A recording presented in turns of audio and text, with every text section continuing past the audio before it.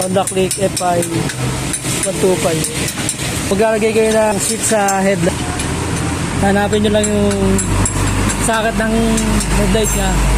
Tapos yung black wire ang kailangan nyo para malagyan siya ng switch. Dito na lalagay, tatap yung switch nya para meron na kayong patayan.